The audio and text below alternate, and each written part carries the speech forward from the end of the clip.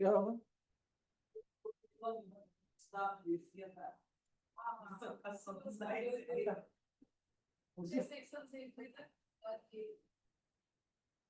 आज हमको ऑनलाइन नहीं आने देना, किसी को, अबरार को भी ऑनलाइन नहीं देना, जो इलाहाबाद में, इनको बिल्कुल नहीं आने देना।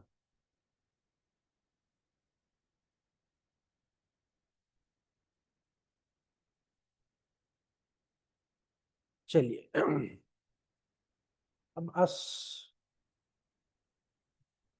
वो पंखा उधर का बंद कर दो,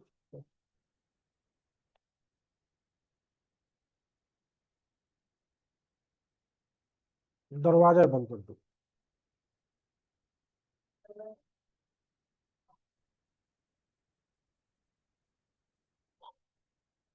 मजिस्ट्रेटों से परिवाद, नेक्स्ट टॉपिक है आप।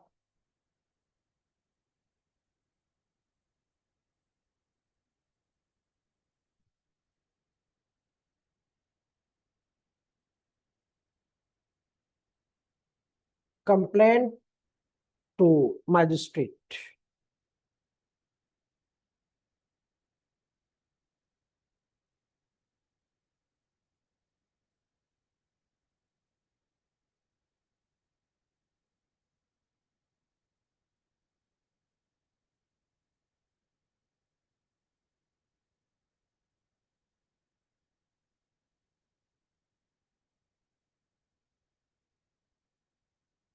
देखिए, ये जो प्रोसीडिंग है, कंप्लेंट टू मजिस्ट्रेट, ये बेसिकली इसके पहले का चैप्टर था।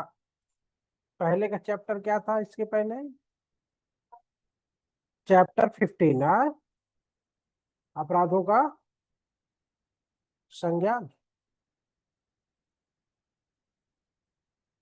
तो वहां पे संज्ञान, मजिस्ट्रेटों के द्वारा संज्ञान का, हाँ, कार्यवाहियां शुरू करने के लिए अपेक्षित शर्तें, तो वहां पे आपको संज्ञान लेना था, यानी मजिस्ट्रेट को। तो मजिस्ट्रेट द्वारा किसी भी अपराध के संज्ञान का मतलब ये होता है कि मजिस्ट्रेट ने, क्योंकि वहां पे सब है, परिवाद भी है, पुलिस रिपोर्ट भी है, सेल्फ भी है, और किसी के रिपोर्ट पर भी है ना, तो वहां पे सारे तरीके हम लोगों ने देख लिया। तो यहाँ पे कंप्लेंट को देने की आवश्यकता क्या थी? तो यहाँ पे इसको इसलिए दिया गया है कि मजिस्ट्रेट परिवाद अथवा पुलिस रिपोर्ट में बताई गई बातों पर या बताए गए अपराध पर अपना ब्रेन लगाया है, यानी अपने मस्तिष्क का उसने प्रयोग किया है, और वो अभियुक्त व्यक्ति के विचारण के लिए आगे की आवश्यक कार्रवाई करे। इस अध्याय में, जो आपका अध्याय 16 है, इसमें यह कहा गया है कि उन कार्रवाइयों से संव्यवहार करता है, यानी ट्रांजैक्शन करता, जो कि मजिस्ट्रेट के संज्ञान के बाद की जाती है, जो कि मजिस्ट्रेट के संज्ञान के बाद की जाती है, यानी कि आवश्यक कार्रवाइयां शुरू होने के बाद की जो प्रोसीडिंग है, वो चैप्टर 16 में कंप्लेंट के उस पे होगा। ठीक है। और जो कि मामले के विचारण के पूर्व की तैयारी, मामले के विचारण के पहले, संज्ञान लेने के बाद, विचारण के पहले की तैयारियों को करता है पूरा, यानी तैयारियों की कार्रवाई करती है या होती है। धारा 223 के प्रारंभ में, धारा 223 से लेके 226 तक प्रोविजन है इस चैप्टर में। ऐसे प्रावधान किए गए हैं कि जिसकी मदद से, इस पूरे चैप्टर का जो उद्देश्य है, वो उद्देश्य क्या है? आप आज के युग में हो या पहले के युग में हो या किसी भी युग में हो, तो आपने देखा होगा कि लोगों में जो एक वैमनस्यता रहती है, एक जो कटुता रहती है, एक जो जलन खोरी रहती है ना, रहती है ना। तो हर आदमी किसी न किसी को किसी न किसी रूप में परेशान करना चाहता है। तो कोई सुकून से रहना एक दूसरे को देना नहीं चाहते हैं, ज्यादातर लोगों में ये मेंटालिटी हो। तो अब ये हुआ कि पता चला कि झूठे चले गए, कंप्लेंट दायर कर दिए, अब अगला तो बेचारा परेशान हो जाएगा। तो इस धारा का उद्देश्य यह है कि इस तरह के अगर मान लो कोई गलत या वैमनस्यता के आधार पे, यानी जिसको बोला जाता है मैलिशियस इंटेंशन के साथ, है ना, तो वहां पे मजिस्ट्रेट को ये देखना है कि प्रारंभ में ही उन पर विचार कर लिया जाए, जो परिवाद मामले का दृढ़ आधार प्रस्तुत नहीं करती है उसका निरीक्षण किया जाए, ताकि न्यायालय सारवान मामलों में ही अभियुक्त व्यक्ति को समन कर सके। बात समझ गए नहीं समझ गए? जैसे कोई चीज होती है कि पहले भैया उसी को काट छांट लीजिए, जो भी करना है पहले कर लीजिए, अगर मान लो बन रहा है तो ठीक है, अगले को आप समन करिए, और नहीं बन रहा है तो अगले को समन करने की जरूरत नहीं है।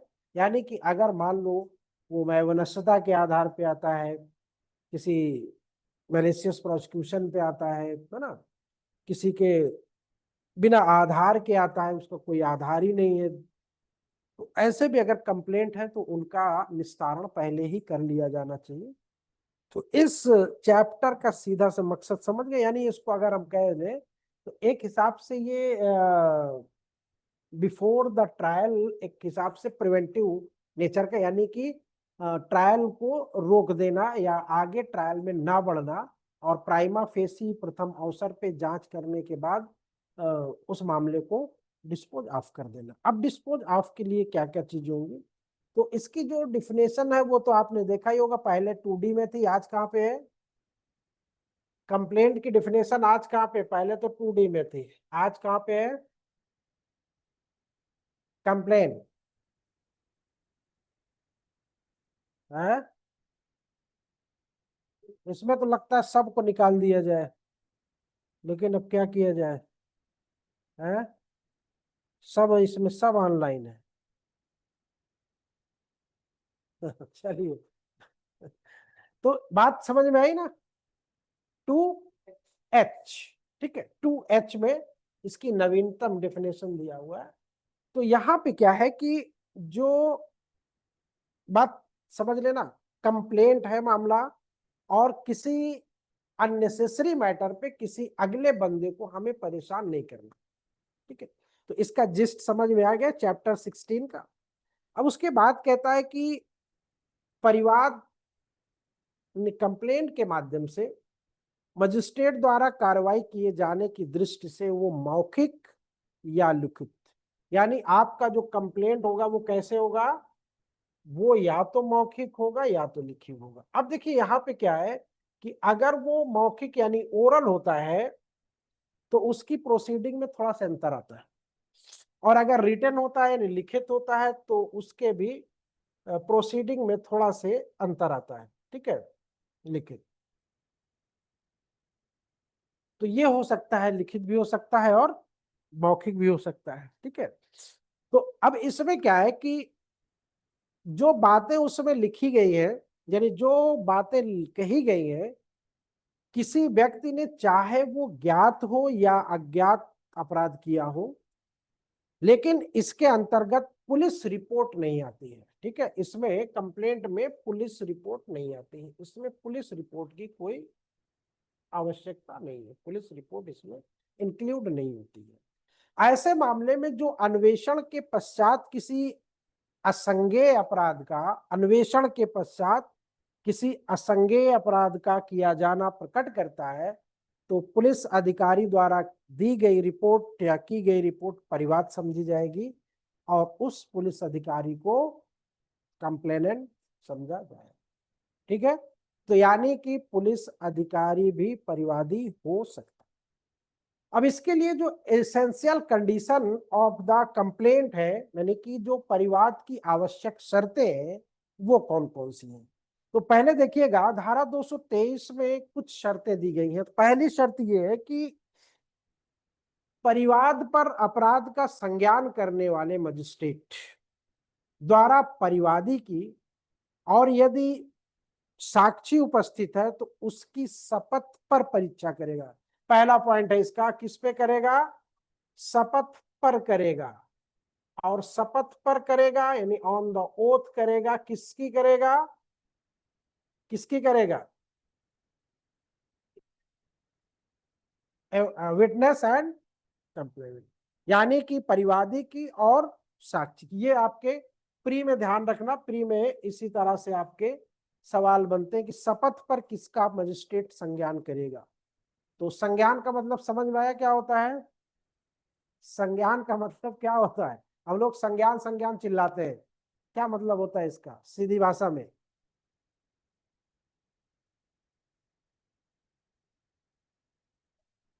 अब जब मजिस्ट्रेट संज्ञान करता है तब ज्ञान संज्ञान। हाँ, यानी वहां पे आपने अपने जुडिशियल माइंड को अप्लाई किया है। संज्ञान में आपने अपने जुडिशियल माइंड को अप्लाई किया, ये मतलब होता है। ठीक है, दूसरा पॉइंट क्या है इसी में देखिएगा।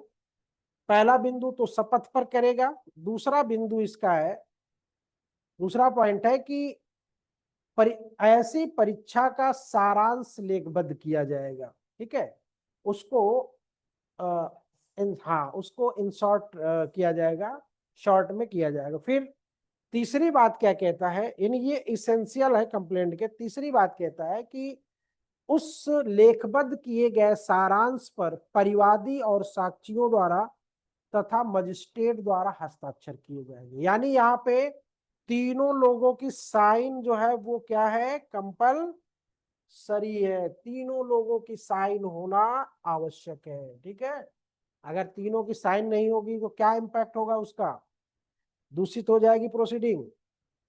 ठीक है, फिर अगर अब यहाँ पे मैंने बताया था ना कि अगर कंप्लेंट रिटन में है तो क्या होगा, और अनरिटन मौखिक है तो क्या होगा। अब यहाँ पे दोनों की सिचुएशन समझ लीजिएगा। दोनों की सिचुएशन का मामला ये है कि अगर रिटन में आपने दिया है कंप्लेंट, रिटन में, लिखित में, लिखित में आपने दिया है, तो कुछ चीजें जैसे कि अगर इन राइटिंग, तो मजिस्ट्रेट परिवादी या साक्षियों की परीक्षा करना आवश्यक नहीं है। पहली चीज क्यों? क्योंकि अभी लिखवा लिए ना, साइन करवा लिए ना, अब जरूरत नहीं। अब अगर मान लो यही कंप्लेंट कोई पब्लिक सर्वेंट करता है जो अपने पद के कर्तव्यों का निर्वहन कर रहा है, यानी कि अपनी ड्यूटी को वो परफॉर्म कर रहा है, कोई भी लोक सेवक हो, वो अगर कंप्लेन करता है तो लोक सेवक की वहां पे परीक्षा नहीं होगी। ठीक है, वो सीधा कंप्लेंट करता है, उसमें साक्षी है नहीं है डजंट मैटर। फिर अगर क्या न्यायालय कंप्लेंट कर सकता है? क्या कोर्ट इन रिटर्न कंप्लेंट कर सकता है? क्या वो सुनाई नहीं दे रहा क्या इसमें? श्रव्या, गरिमा, रेशमा, परवीन, सैमसंग, गौरव, उसमें मोबाइल में कर देना मैसेज। तो इन नहीं, अगर पब्लिक सर्वेंट कोई कंप्लेंट करता है तो उसकी परीक्षा करना आवश्यक नहीं है। न्यायालय, अगर न्यायालय भी कर सकता है, ध्यान रखिएगा, न्यायालय भी कंप्लेंट कर सकता है, कहीं पे नोट कर देना इसको। न्यायालय भी कंप्लेंट कर सकता है, तो उसका भी परीक्षा नहीं होगी। फिर दूसरी बात यह कि अगर मजिस्ट्रेट जांच या विचारण, यानी ट्रायल या इंक्वायरी के लिए मामले को धारा 212 के अधीन किसी अन्य, धारा 212 पुराना 192, धारा 212 के अधीन किसी अन्य मजिस्ट्रेट के हवाले कर देता है, लेकिन मजिस्ट्रेट परिवादी या साक्षियों की परीक्षा करने के पश्चात मामले को धारा 212 के अधीन किसी अन्य मजिस्ट्रेट के हवाले करता है, तो बाद वाले मजिस्ट्रेट के लिए उसकी फिर से परीक्षा करना आवश्यक नहीं होगा। अब ये मामला कहां से आता है? ये मामला दो तरह से बनता है, दो तरह से। पहला मामला ये होता है कि हम चले गए, हम मजिस्ट्रेट थे, हमारे सामने सारी चीजें उसने प्रेजेंट कर दिया, अब क्या होता है कि उस चीज को हम ट्रांसफर कर दे रहे हैं, और हमने जो चीज जितनी जहां से प्रोसीडिंग करके छोड़ दी है, तो आगे से जिसके पास हम ट्रांसफर देंगे वो उस प्रोसीडिंग को कंटिन्यू करेगा। ठीक है, तो ये इसमें कहना चाहता है सब क्लास। अब अगर मान लो इन प्रक्रियाओं का पालन नहीं किया गया तो क्या होगा, यानी बात समझ लेना। कंप्लेंट रिटर्न में जाएगी या ओरल में जाएगी। रिटर्न में जाएगी तो तीनों की, साक्षी की और अभी कंप्लेनेंट की और मजिस्ट्रेट की साइन होगी। ठीक है, और उसमें अगर लोक सेवक कर रहा है तो उसके साथ कोई परीक्षा नहीं होगी। ठीक है, और अगर ट्रांसफर किया जा रहा है तो जहां तक ट्रांसफर, जहां तक प्रोसीडिंग हो चुकी है उसके बाद किया जा रहा है तो वो आगे ही कंटिन्यू होगा, पीछे वो बैक नहीं आएगा। और अगर इन प्रक्रियाओं का पालन नहीं होता है तो क्या, अगर मान लो किसी वारंट वाले मामले में धारा 223 के उपबंधों के अनुपालन के आधार पर मजिस्ट्रेट को कार्रवाई समाप्त करने और अभियुक्त को उन्मोचित करने की अधिकारिता नहीं होगी, ध्यान रखना। धारा 223 के अंतर्गत मजिस्ट्रेट को अभियुक्त को उन्मोचित करने की अधिकारिता, लेकिन अगर कर देता है तो, अगर कर देता है तो क्या होगा, यानी कि प्राइमा फेसी कंप्लेंट के आधार पे मामला वारंट मामला है और कार्रवाई को समाप्त कर देता है तो वो दोष मुक्ति का आदेश होगा। किसका आदेश होगा, दोष मुक्ति का।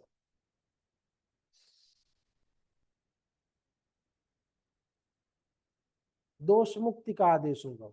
ठीक है, और इसके विरुद्ध अपील की जा सकती है फिर। ठीक, नहीं समझ लेना। यानी कि अगर मजिस्ट्रेट ने वारंट मामले में किसी अभियुक्त को कंप्लेंट के आधार पे रिलीज कर दिया है तो वो क्या माना जाएगा, दोष मुक्ति का आदेश माना जाएगा। तो दोष सिद्धि और दोष मुक्ति ये कब होता है, ये आफ्टर ट्रायल होता है। ठीक है, और फिर वहां पे दूसरी अपील नहीं, दूसरी इन द सेंस कि इसके बाद जो उसने आदेश दिया दोष मुक्ति का उसके खिलाफ आप अपील में जाओ। ठीक है, अगर मान, लेकिन फिर वहां पे अगर आप चाहो कि हम दूसरा परिवाद का फाइल कर दें तो फिर आप दूसरा परिवाद फाइल नहीं कर सकते हो। ठीक है, यानी कि एक बार उस पे कुछ भी हो जाए तो फिर दोबारा आप परिवाद नहीं कर सकते।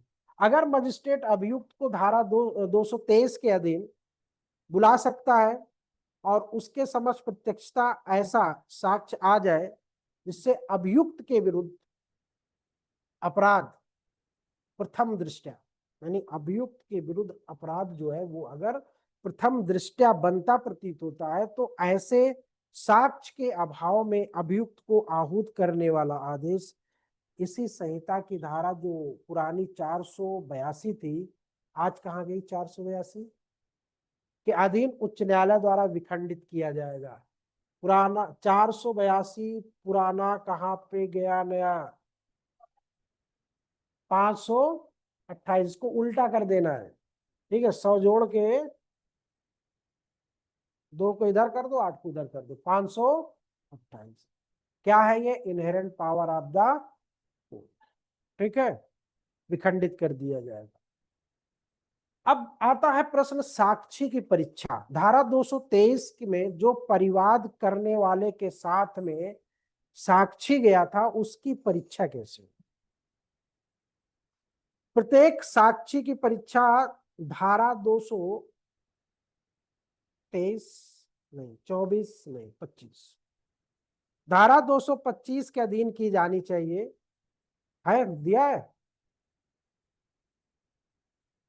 200, 200 नहीं नहीं नहीं 223। देखो 200 तो हो गया 223 आपका। ठीक है, 201 हो गया, 224, 202 हो गया, 225 ही तो आएगा 202 में ना। पुराने 202 से के अधीन की जानी चाहिए, यानी नया 225। हाँ, नया 225 के अधीन की जानी चाहिए। ठीक,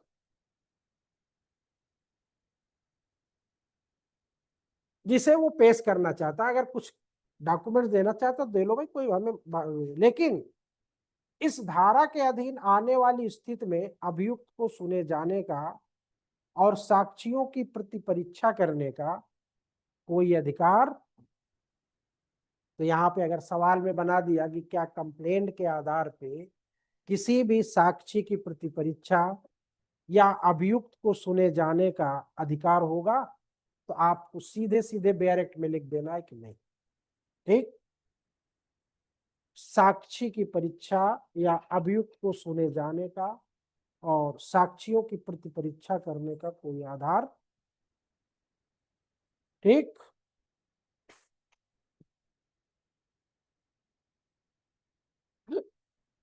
अब नो एग्जामिनेशन ऑफ कंप्लेनेंट। किन परिस्थितियों में बताया था मैंने कि नो एग्जामिनेशन ऑफ कंप्लेनेंट, किन के आधार पे परीक्षा नहीं होगी। हाँ, तो अब कहता है कि लोक सेवक या न्यायालय को परीक्षा से उन्मुक्ति है। किसको? लोक सेवक को या न्यायालय को परीक्षा से उन्मुक्ति है।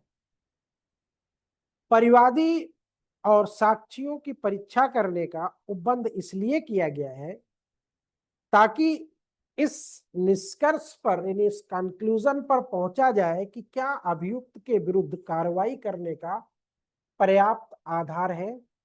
पहले बताया था मैंने।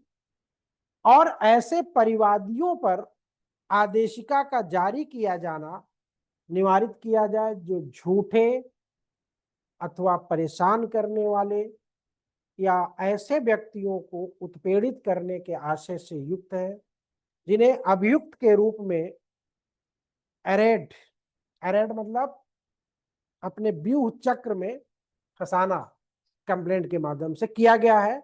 जहां कोई परिवादी लोक सेवक या न्यायालय है, वहां बीएनएसएस के अंतर्गत विवेचित कानूनी अवधारणा को जन्म दिया गया है कि परिवादी जिम्मेदारी के साथ परिवाद कर रहे हैं, तो इसलिए सद्भाविक रूप से उसको परीक्षा के लिए बुलाने की जरूरत नहीं। बात समझ गए कि नहीं समझ गए?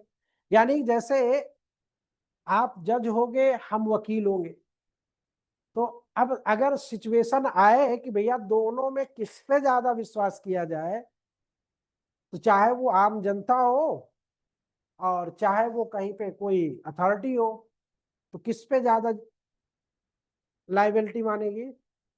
मजिस्ट्रेट पे मानेगी, स्वाभाविक सी बात है।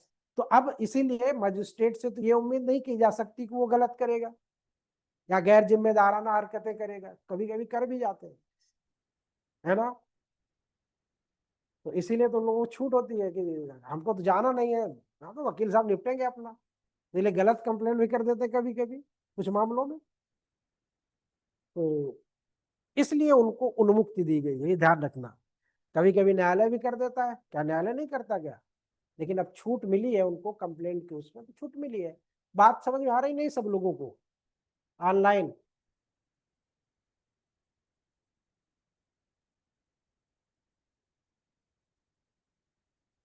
सब लोगों को समझ में आ रहा है कि नहीं आ रहा? देखो जरा कितने पार्टिसिपेंट है उसमें, देखो कितने लोग हैं, जरा स्क्रीन खींच के हमको भेजो। तुम लोग इलाहाबाद में रह के इतना देर क्यों कर देते, ये बताओ। है परा, इतना देर क्यों कर देती हो? नींद आ जाती है?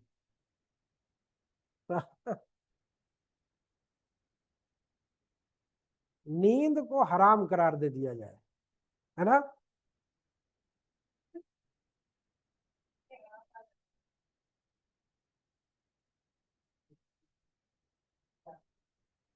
जवाहरलाल नेहरू ने आराम हराम किया था, हम लोग नींद हराम कर देते हैं। अपनी करे कि दूसरे की करे, ये भी तो होता है ना, अपनी करे कि दूसरे की करे नींद हराम, है ना। तो मेरा दूसरे की करना है। हाँ ये बात तो है, दूसरे की नींद हराम करना बड़ा आसान होता है। कंप्लेंट कर दे तो नींद हराम हो जाएगी, खाली सुन ले, है ना? चलिए। हम्म।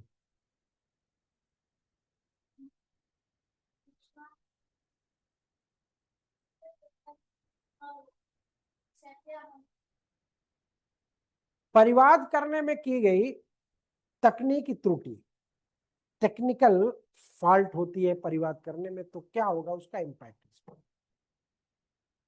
जब किसी कंपनी की कोई इंडस्ट्रियल यूनिट यानी औद्योगिक इकाई ने ही परिवाद में मुख्य अभियुक्त कंपनी को पक्षकार बनाने में तकनीकी त्रुटि की हो, तो वहां उच्चतम न्यायालय द्वारा ये कहा गया कि कंपनी के अध्यक्ष, उपाध्यक्ष, प्रबंधक निदेशक आदि को परिवाद में शामिल करने में उस औद्योगिक इकाई द्वारा की गई इस त्रुटि के आधार पर कि उनके विरुद्ध किए गए अभियोजन को चुनौती देने का कोई अधिकार नहीं है, ये बात गलत है।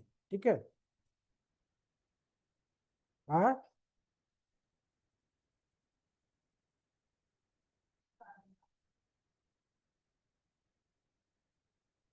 अभी बुक कहाँ है? अभी बुक आई, आ गई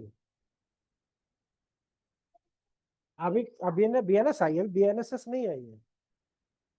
ये केस जो था उत्तर प्रदेश पॉल्यूशन कंट्रोल बनाम Modi distillery, Uttar Pradesh pollution control board बनाम मोदी डिस्टिलरी में कहा गया।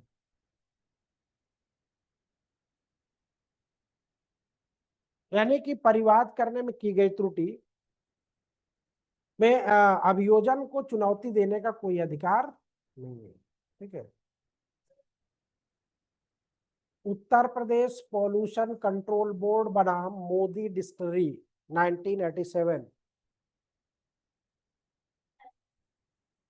Modi distillery, distillery water, distillery. ठीक। 7। तुम्हारे भी रगों में लगता सिंदूर बहने लगा है? गर्म है कि ठंडा है? धारा 224,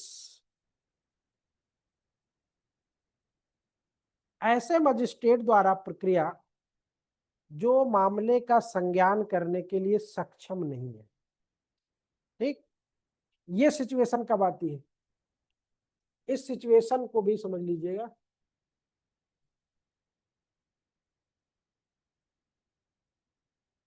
कहां से जाएगा ये?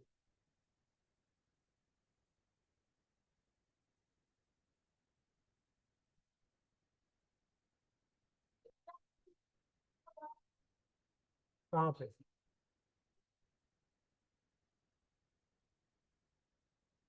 तो अब मजिस्ट्रेट को जुरिडिक्शन नहीं है संज्ञान लेना, क्या करेगा? इंग्लिश वालों को समझ में आ रहा है कि नहीं आ रहा?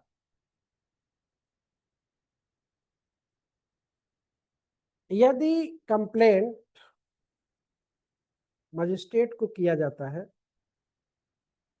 तो जो उस अपराध का संज्ञान करने के लिए सक्षम नहीं है, तो ये बातें मैंने दो उसमें बताई थी कि जैसे कोई व्यक्ति जब परेशान होता है तो उसको ये नहीं समझ में आता कि मैं जा कहाँ रहा हूं, है ना? तो अब वो भागा भागा पहुंचा और किसी मजिस्ट्रेट की कोर्ट में घुस गया, कहा साहब हम तो लुट गए, बर्बाद हो गए, ये हो गया, वो हो गया, है ना? एक होता है कि इन रिटर्न लेके जाता है, साहब ये हो गया। यदि कंप्लेंट लिखित में है तो वो उसको कहेगा कि आप हमारे यहाँ आपका जुरिडिक्शन नहीं, आप फला कोर्ट में चले जाइए, आप बगल वाली कोर्ट में चले जाइए। ठीक है। तो उसको समुचित न्यायालय में पेश करने के लिए उस भाव के साथ पुष्टांकन सहित लौटा। यदि परिवाद लिखित नहीं है तो वो परिवादी को उचित न्यायालय में जाने का निर्देश देगा। ये दो बातें होती हैं कि आपको प्रॉपरली जुरिडिक्शन नहीं है तो आपको करना क्या है, तो नहीं आपको भी बताया गया है ना कि आपको क्या करना है, कि लेके बैठ जाओगे उसको कि ठीक है हम करेंगे कार्रवाई, है ना? तो आप क्या करोगे उसको। फिर उसके बाद धारा 225 आती है, प्रोसेस को पोस्टपोन करना, यानी कि आदेशिका के जारी किए जाने का मुलतवी करना। यानी वही बात जो हमने बताई थी कि हमने अगली पार्टी ने कंप्लेंट तो कर दिया, अब कंप्लेंट के बाद समन होना चाहिए, सीधी सी बात है। लेकिन जब जांच हो रही है, छानबीन का दौर चल रहा है, तो तब तक के लिए आप प्रोसेस को पोस्टपोन रखिए। ठीक, जब तक जांच ना हो जाए, संतुष्ट ना हो जाए, तब तक इसको पोस्ट, ठीक है। और अगर संतुष्ट हो जाते तो आगे समन भेजिए उसको, है ना। तो कहता है कि यदि कोई मजिस्ट्रेट ऐसे अपराध का परिवाद प्राप्त करने पर जिसका संज्ञान करने के लिए वो प्राधिकृत है, जो धारा 212 के अधीन उसके हवाले किया गया है, 212 ही है ना नया वाला, जो उसके हवाले किया गया है, ठीक समझता है, और ऐसे मामले में जहां अभियुक्त ऐसे किसी स्थान पर निवास कर रहा है जो उसके क्षेत्र से परे है, जिसमें वो अपनी अधिकारिता का प्रयोग करता है, तो अभियुक्त के विरुद्ध आदेशिका का, यानी कि आदेशिका मतलब जानो ना, समन या वारंट, जारी किए जाना मुलतवी कर सकता है, और वो विनिश्चय करने के प्रयोजन से कि कार्रवाई करने के लिए पर्याप्त आधार है या नहीं है, या तो स्वयं ही मामले की जांच कर सकता है, या किसी पुलिस अधिकारी द्वारा या अन्य ऐसे व्यक्ति द्वारा जिसको वो ठीक समझे अन्वेषण करने के लिए निर्देश दे सकता है। यानी प्राइमा फेसी बात ये निकल के आ रही है कि जब आपको कोई कंप्लेंट मिले, तो ये नहीं कि सीधे सीधे आप समन कर दो, सीधे सीधे वारंट कर दो, नहीं, आप उस पर धैर्य रखिए, अपने विवेक का इस्तेमाल करिए, और ये सोचिए कि उस व्यक्ति को बुलाया जाना चाहिए या नहीं चाहिए। पहले आप जांच कर लीजिए, इन्वेस्टिगेशन कर लीजिए, तभी अगले बंदे को आप उठाइएगा, अन्यथा ऐसे उठाने का कोई मतलब नहीं है। ठीक है। जैसे SC ST में एक प्रोविजन था कि जैसे ही FIR होती है, आपको बिना किसी छानबीन जांच के आप उसको अरेस्ट कर लीजिए। तो उसमें ये प्रोसीजर डाल दिया गया था कि जब तक छानबीन ना हो जाए, पता ना चल जाएगी कि बंदा वाकई में दोषी है या नहीं है, तब तक नहीं उठाना चाहिए। तो इसका बड़ा विरोध हुआ था कि नहीं नहीं, ऐसे में तो क्या होगा कि सेटिंग हो जाएगी, पूरी सेटिंग हो जाएगी, वो बंदा बच जाएगा। ठीक है, तो इसलिए उसको फिर बाद में अमेंड करना पड़ा था SC ST एक्ट में।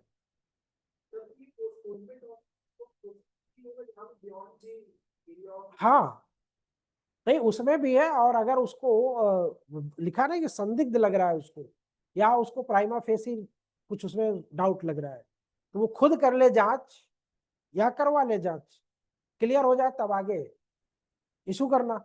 जब तक नहीं हो जाता तब तक के लिए आपको पोस्टपोन करना है। ठीक है। तो लेकिन कहता है कि इन्वेस्टिगेशन के लिए ऐसा कोई निर्देश वहां नहीं दिया जाएगा, कहां पर, जहां मजिस्ट्रेट को ऐसा लगता है कि वो अपराध जिसका परिवाद किया गया है सेशन न्यायालय द्वारा विचारणीय है। ठीक, यानी उसके पावर के बाहर की, बियॉन्ड। दूसरी बात, जहां परिवाद किसी न्यायालय द्वारा किया गया है, जब तक कि परिवादी की या उपस्थित साक्षियों की धारा 223 के अधीन शपथ पर परीक्षा नहीं कर ली जाती। फिर किसी जांच में यदि मजिस्ट्रेट ठीक समझता है तो साक्षियों का शपथ पर साक्ष्य ले सकता है।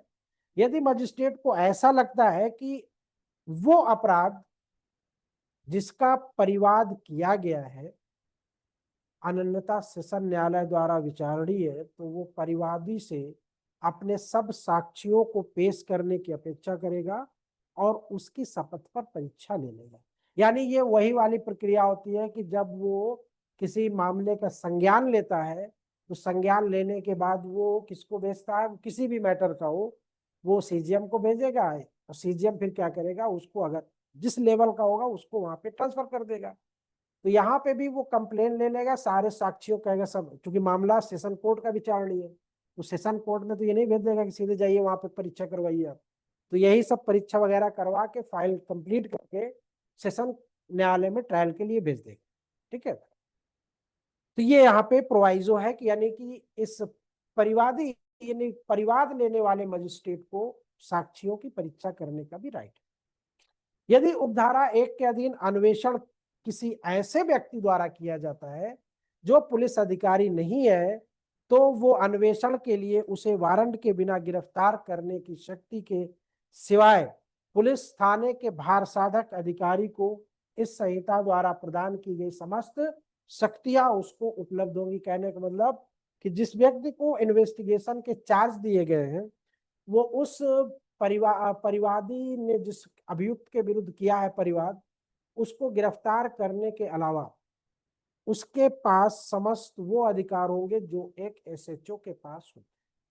ठीक है,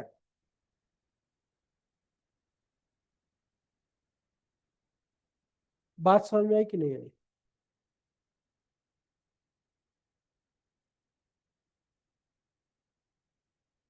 अब एक बात आती कि अगर मान लो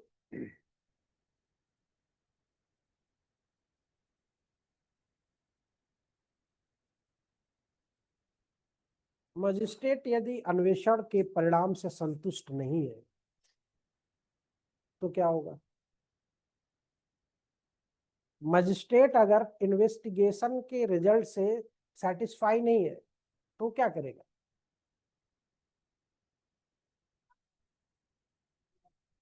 वो नए सिरे से अन्वेषण करा सकता है, ये उसके पास राइट होता है। ठीक।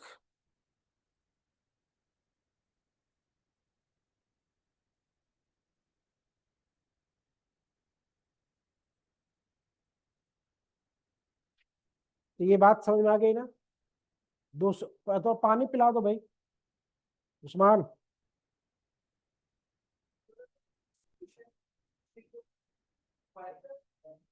नहीं, इंक्वायरी देखो, इन्वेस्टिगेशन में और इंक्वायरी में अंतर पड़े हो ना, क्या होता है? पहले जब तक इन्वेस्टिगेशन में कोई चीज हमारे पास नहीं आएगी तब हम इंक्वायरी कैसे करेंगे उसकी? ठीक है, इंक्वायरी मजिस्ट्रेट का काम है, और मजिस्ट्रेट के पास जब तक कोई साक्ष्य नहीं होंगे, जब तक कोई तथ्य नहीं होगा, तो किसकी करेंगे इंक्वायरी? बात समझ रहे हैं? हाँ?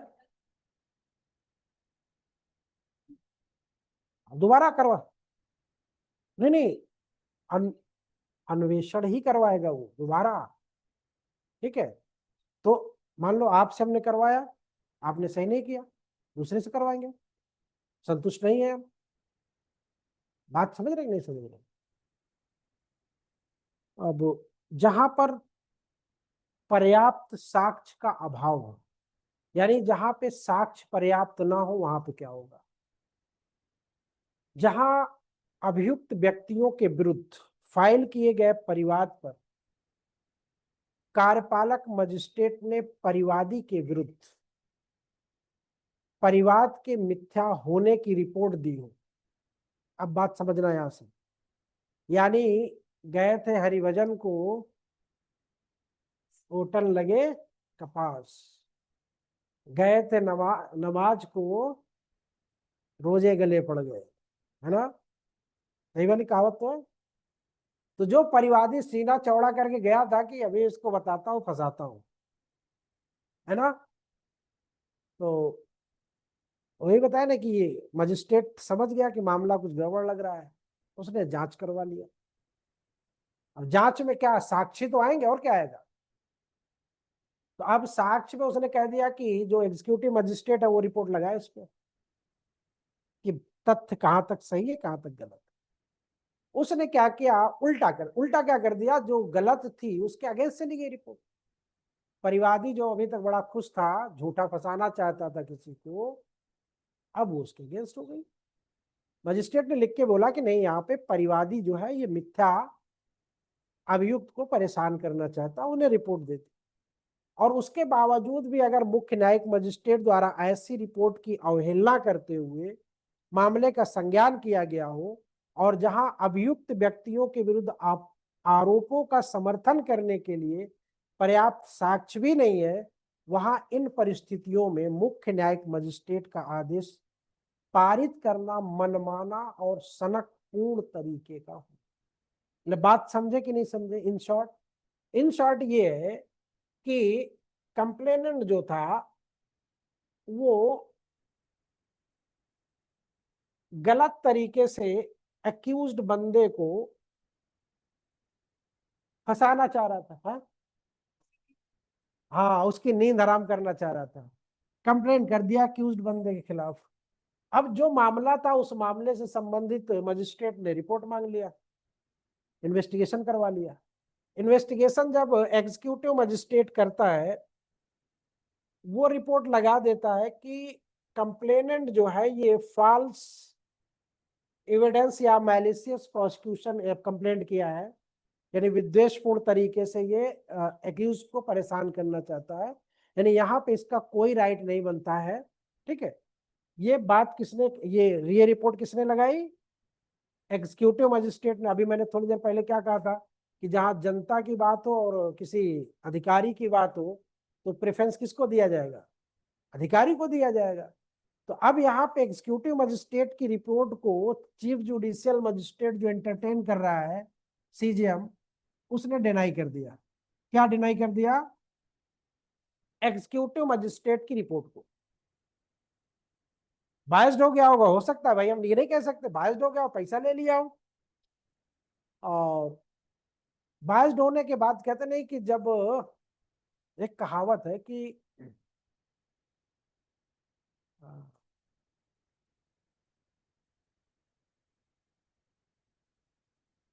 पैसे की नानी पहाड़ चढ़ती है ना, कहा जाता है ना, पैसे की नानी पहाड़ चढ़ती। तो जब किसी अधिकारी को आप पैसा दे दीजिए ना, तो फिर उसको सही गलत नहीं दिखता, उसको सिर्फ पैसा दिखता है। तो अब सब कुछ गलत होने के बाद दोबारा भी, यानी फिर भी वो अगर साक्ष्य की मांग कर रहा है तो वहां पे कोई उसके खिलाफ, यानी एक्यूज के खिलाफ कोई एविडेंस है ही नहीं, फिर भी वो आदेश पे आदेश किए चला जा रहा है। तो इसको कोर्ट ने कहा कि ये मनमाना पूर्ण और सनकी टाइप का आदेश होगा। ठीक है, ये होगा, और ऐसे आदेश को नल एंड वाइड अभिखंडित किया जाना चाहिए। बात समझ गए कि नहीं समझ गए? ये प्यारे महतो बनाम बिहार राज्य का मामला था, 1980 पटना। प्यारे महतो बनाम बिहार राज्य।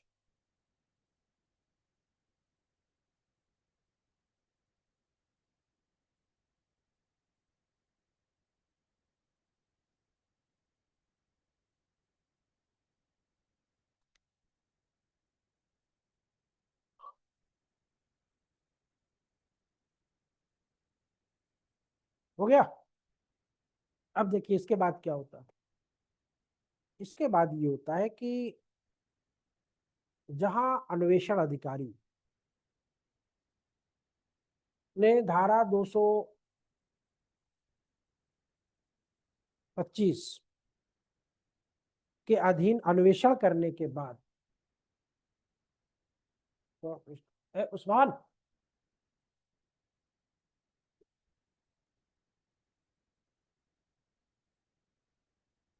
केवल ये रिपोर्ट दी हो कि अभियुक्त के विरुद्ध प्रथम दृष्टया मामला बन रहा है, परंतु ना तो उसने अन्वेषण के विवरणों का उल्लेख किया है और ना ही उसने साक्ष्यों का परीक्षण के कथनों को निर्दिष्ट किया है, यानी साक्ष्यों के परीक्षण को भी उसने अभिलिखित नहीं किया, नहीं रिटन में नहीं किया, और ना ही कोई दस्तावेज पेश किया है। मजिस्ट्रेट के समक्ष कोई अतिरिक्त सामग्री भी नहीं है सिवाय उसके जो उसके पास अन्वेषण आदेश के समय विद्यमान थी, यानी जो अन्वेषण आदेश के समय सामग्री दी गई उसके अलावा उसमें ना कुछ प्लस हो रहा ना कुछ माइनस हो रहा। तो वहां पे ये कहा गया कि मजिस्ट्रेट द्वारा मामले का संज्ञान करना और अन्वेषण अधिकारी द्वारा अभिव्यक्त अभिमत के आधार पर आदेश का जारी करने का आदेश देना न्यायपूर्ण नहीं है। ठीक है, यानी वहां पे आप समन इशू, बात समझ गए नहीं? क्योंकि किसी भी मामले का प्लस ना होना इसका मतलब कि चीजें सिर्फ आपकी मनगढ़ंत है, सिर्फ आपके विवेक की उपज थी कि वो व्यक्ति ऐसा हो सकता है, वो व्यक्ति वैसा हो सकता है ना, समथिंग टाइम में। बात समझ में आ गई? अब अगर मान लो किसी लोक सेवक के विरुद्ध, अभी वहां पे हम लोग क्या किए थे, लोक सेवक के द्वारा कंप्लेंट करना, यहां पे क्या हुआ, लोक सेवक का अभियोजन करने के पूर्व सरकार की पूर्व मंजूरी की आवश्यकता। अगर अभियुक्त लोक सेवक है तो क्या होगा, अगर अभियुक्त लोक सेवक है तब क्या होगा, बात समझ नहीं। अभियुक्त लोक सेवक मतलब क्या कोई मजिस्ट्रेट गलती नहीं कर सकता, क्या कोई दरोगा गलती नहीं कर सकता, क्या कोई पुलिस वाला गलती नहीं कर सकता।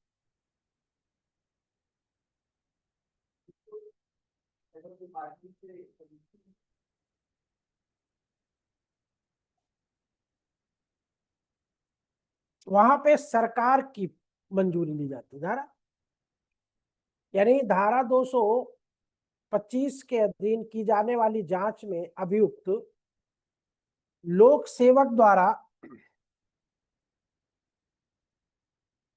धारा 187 जो है, तो सॉरी 197 पुरानी, 220 पहुंचेगी क्या, के अधीन सरकार की पूर्व मंजूरी का आक्षेप, क्योंकि 23 का अंतर आ रहा है इस चैप्टर में, 23 का अंतर आ रहा है।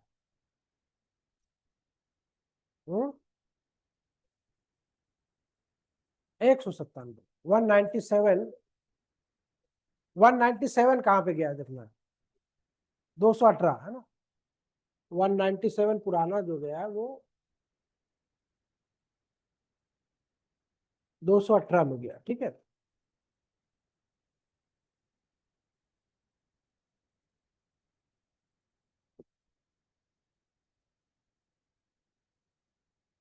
तो यानी वहां पे सरकार की जो पूर्व मंजूरी है वो किसी भी स्टेज पर ली जा सकती है, ठीक है। अब किन हालात में, किन परिस्थितियों में मजिस्ट्रेट जो है वो समन जारी करेंगे, नहीं आदेशिका जारी करेगा, यहाँ पे समन नहीं बोलेंगे, यहाँ पे आदेशिका बोलेंगे, इसलिए कि हो सकता है कि वो वारंट मामला हो सकता है कि वो समन मामला हो, ठीक है, इसलिए यहाँ पे आदेशिका बोला जाना, प्रोसेस टू कंपेल। धारा 225 और 226 के अधीन जांच करने के पश्चात मजिस्ट्रेट की जब ये राय हो जाए कि मामले को आगे कार्रवाई के लिए पर्याप्त आधार है, तब और केवल तभी वो अभियुक्त को न्यायालय में हाजिर होने के लिए 227 के अधीन आदेशिका, समन या वारंट जारी कर सकता है, ना कि अन्यथा, ठीक है। न्यायालय को यह विवेक प्राप्त है कि वो परिवादी और साक्षियों की यदि कोई हो, परीक्षा करने के बाद या तो आदेशिका जारी करे अथवा जांच करे या अन्वेषण का निर्देश करे, ठीक है। तो तीनों स्टेज उसके पास है, यानी कि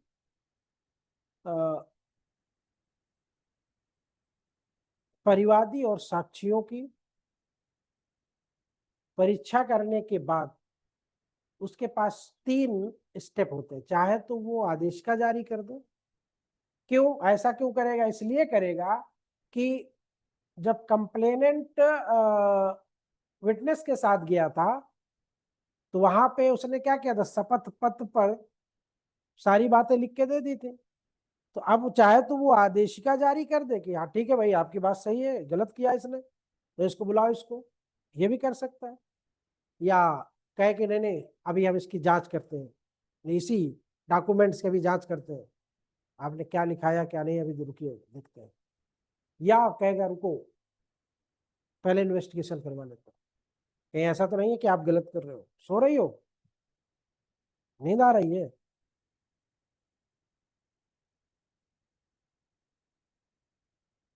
ठीक, बाकी चीजें ये हो गया। अब 226 में परिवाद का खारिज किया जा, इस धारा का जो उद्देश्य है, मकसद जो है वो ये है कि परिवाद को खारिज करने के लिए मजिस्ट्रेट को शक्ति प्रदान करना। इस शक्ति के प्रयोग से या प्रयोग के पूर्व मजिस्ट्रेट दो तीन बातें करेगा। पहला तो ये करेगा कि परिवादी और साक्षियों के शपथ पर किए गए कथन पर और धारा 225 के अधीन जांच या अन्वेषण के परिणाम पर विचार करेगा, और उसके बाद यदि उसकी राय है कि कार्रवाई करने के लिए पर्याप्त आधार नहीं है तो वो परिवाद को क्या करेगा, खारिज कर देगा। फिर ऐसा करने के अपने कारणों को भी लिखेगा कि हम क्यों खारिज कर रहे हैं। इस तरह इस धारा के अंतर्गत परिवाद को खारिज करने का मुख्य आधार इस राय का निर्माण करना है कि कार्रवाई करने के लिए पर्याप्त आधार नहीं है, और ये नहीं कि दोषसिद्ध के लिए पर्याप्त आधार नहीं है। दोनों में कौन सा शब्द यूज करेंगे? कार्रवाई करने के लिए पर्याप्त आधार नहीं है, या कार्रवाई करने के लिए या दोषसिद्ध के लिए पर्याप्त आधार नहीं है। कौन सा वर्ड यूज होगा? कार्रवाई करने के लिए। ठीक है, ये दोषसिद्ध के लिए पर्याप्त आधार नहीं कहा जाएगा। ठीक है, और पर्याप्त आधार का मतलब मजिस्ट्रेट की संतुष्टि, मजिस्ट्रेट का संज्ञान। ठीक है, अब अगर मान लो साक्ष्य से प्रथम दृष्टया प्राइमा फेसी, प्राइमा फेसी सब लोग समझ रहे हैं ना? ऑनलाइन में भी सब लोग समझ रहे हैं, नहीं समझ रहे? प्राइमा फेसी यहाँ पे भी सब लोग समझ रहे हैं कि नहीं समझ रहे? मिस्टर फरमान नहीं है क्या आज? मिस्टर फरमान भी नहीं है, कयूम भी नहीं है, गरिमा सव्या भी नहीं है क्या? सब गायब है। गरिमा तो है, सव्या नहीं दिख रही।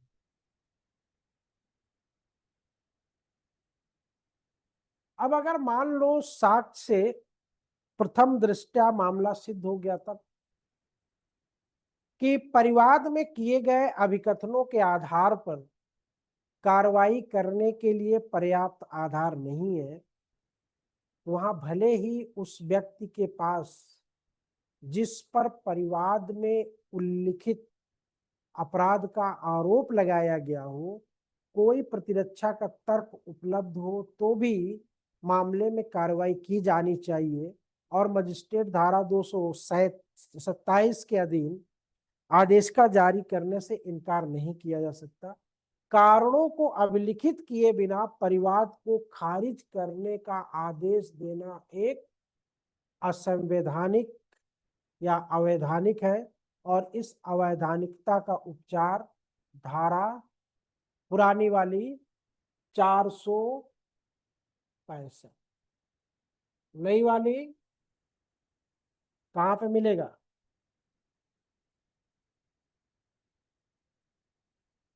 कहाँ पे मिलेगा? 511। याद क्या है 511 में?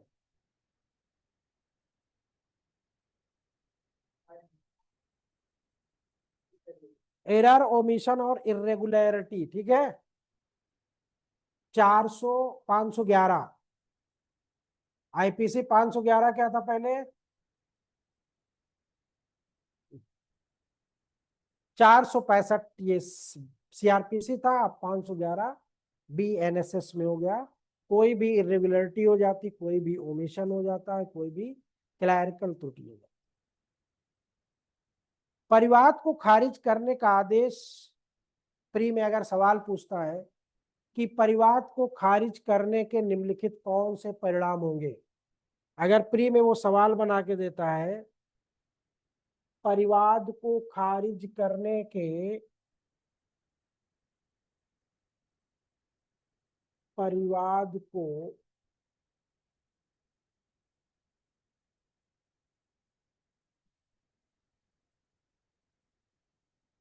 खारिज करने के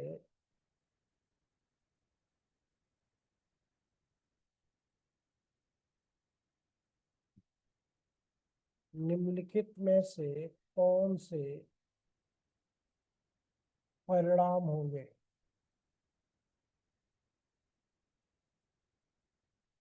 नंबर एक,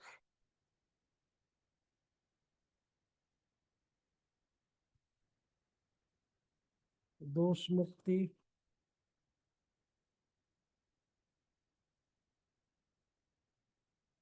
दोष सिद्धि,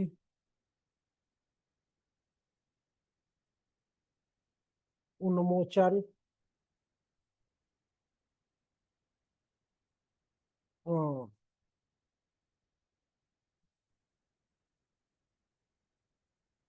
ना ही।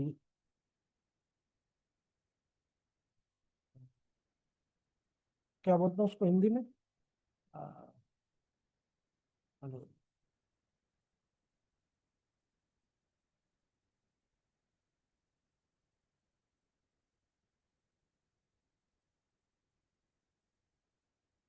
यहाँ पे देखो, ना तो दोष मुक्ति, ना तो दोष सिद्धि, ना तो उन्मोचन। अब इसमें ऑप्शन कौन से दो सही होंगे? इसमें कौन से सही होंगे? अगर मान लो इसको ऐसे दे दिया कि उपरोक्त में सही है A B C D, ठीक है, फिर बी ऑप्शन में दे दिया C D B A, फिर सी में दे दिया B C, और डी में दे दिया उपरोक्त सभी, इनमें से कौन से गलत है?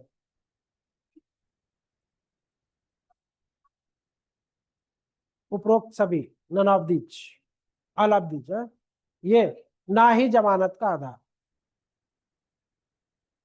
परिवाद को खारिज करने का आधार, परिवाद को खारिज करने का आधार क्या होगा? उन्मोचन हो जाएगा, दोष सिद्धि हो जाएगी, दोष मुक्ति हो जाएगी, जमानत का आधार मिल जाएगा। है?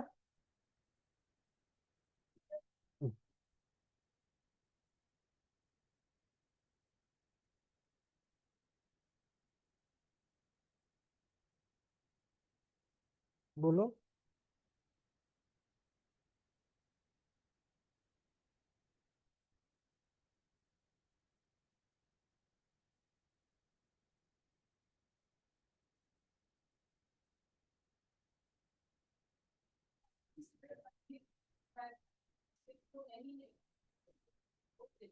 क्या?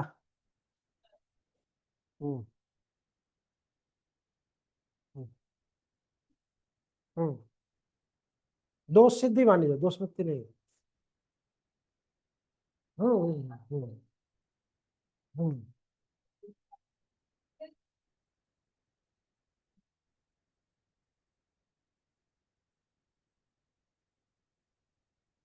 वहां पे एक्विटल, दोष मुक्ति हुई है। किस आधार पे हुई है? वारंट मामले में उसने गलती करके दोष मुक्ति कर दिया, तो अब वहां पे कंप्लेंट का सारा सीन ही चेंज हो गया। अब वो अपील में जाए। ठीक, यहाँ पे अगर किसी का परिवाद खारिज होता है तो ना तो वो दोष सिद्धि होती है और ना ही वो उन्मोचन होता है। हाँ यहाँ पे, ठीक है, यहाँ पे ना तो दोष सिद्धि होगी ना तो उन्मोचन हो। ठीक है, फिर होगा क्या? कुछ नहीं होगा।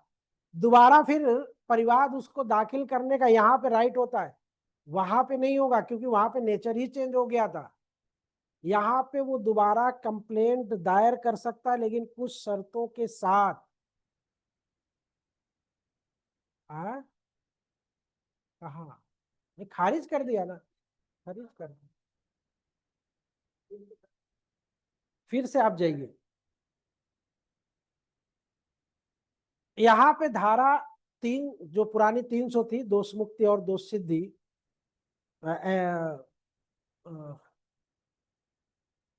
अट्रेफोइस एक्विट और अट्रेफोइस कन्विक्ट, तो धारा 300 की बात यहाँ पे लागू नहीं होता है। प्रथम परिवाद के खारिज हो जाने के बाद दूसरा परिवाद किया जा सकता है, खारिज होने के बाद।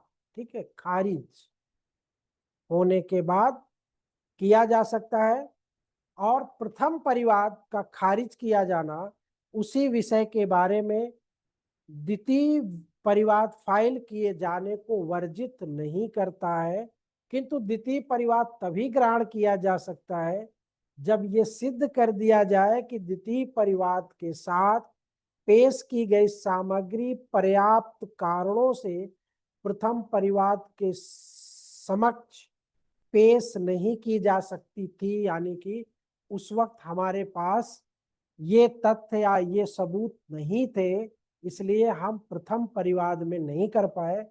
लेकिन अब हमारी स्थिति अच्छी हो गई है, वो सारे डॉक्यूमेंट्स हमारे पास आ चुके हैं, तो अब हम द्वितीय परिवाद को दाखिल कर सकते हैं। ठीक है, मामले को प्रथम दृष्टा सिद्ध करने में सहायक होगी। इस प्रकार अत्यंत आपवादिक परिस्थितियों में ही द्वितीय परिवाद स्वीकार किया जाना चाहिए। ठीक है, बहुत ही रेयर कंडीशन में आपको सेकंड कंप्लेंट को दायर करने का आधार दिया जा सकता है। जैसे जहां परिवाद को खारिज करने का पूर्ववर्ती आदेश इम्परफेक्ट डॉक्यूमेंट्स के आधार पर पारित किया गया हो। बात समझ रहे हो ना। दूसरा, वहीं पे जहां पे पहला वाला जो खारिज हो रहा है उसमें पूरे डॉक्यूमेंट्स नहीं थे, इसलिए किया गया है, तभी आपको दूसरा परिवाद दाखिल करने का अवसर मिलेगा, अन्यथा नहीं मिलेगा।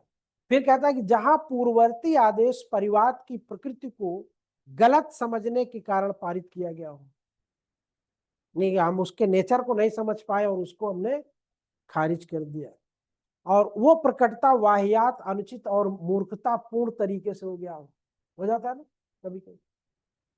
तो फिर जहां दूसरा परिवाद में ऐसे नवीन तथ्यों को प्रस्तुत किया गया हो जो कि सम्यक बुद्धिमानी बरतने के बावजूद भी पूर्ववर्ती कार्रवाई के अभिलेख पर उसको लिया नहीं गया है।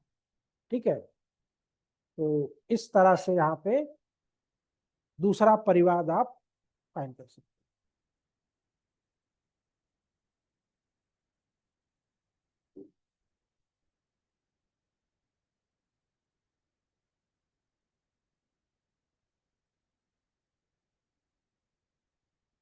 क्या कंप्लेंट में महिला साक्षियों को व्यक्तिगत हाजिरी के लिए बुलाया जा सकता है या उनको छूट दी जा सकती है?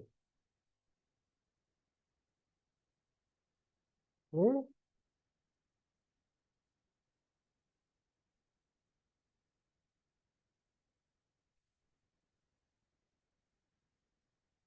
कभी कभी वो आ, एक वो जोक टाइप में नहीं है कि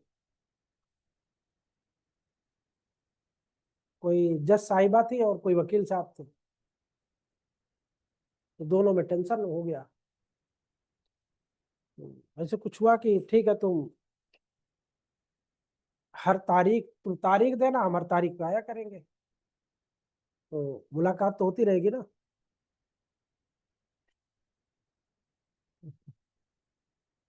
तो यहाँ पे अगर कोई व्यक्ति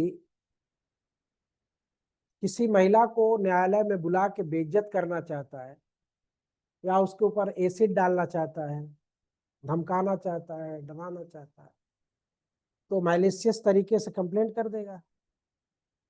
कंप्लेंट करेगा तो महिला को आना पड़ेगा, और आना पड़ेगा तो उसका जो शिकार है वो उसके पास आ जाएगा, है ना। तो इसलिए कंप्लेंट के हर मामलों में बतौर अभियुक्त या बतौर साक्षी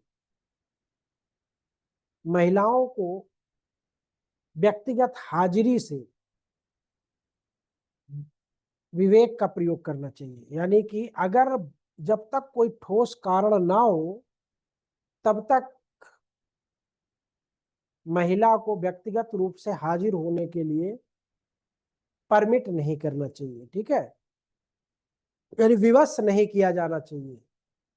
बात समझ रहे नहीं, आधार ठोस होने चाहिए तभी किसी महिला को बुलाया जा सकता है, अन्यथा नहीं।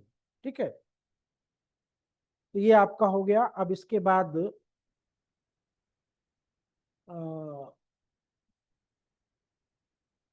चैप्टर 17, बात समझ में आई कि नहीं आई कंप्लेंट में?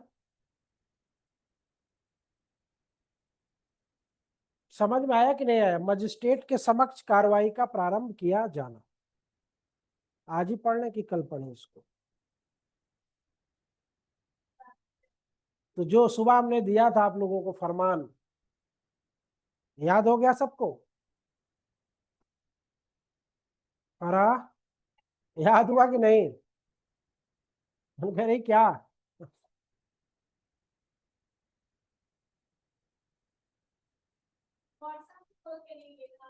हैं? एक मिनट दोबारा आप लोग वो कर लीजिएगा, ज्वाइन कर लीजिएगा, ठीक है।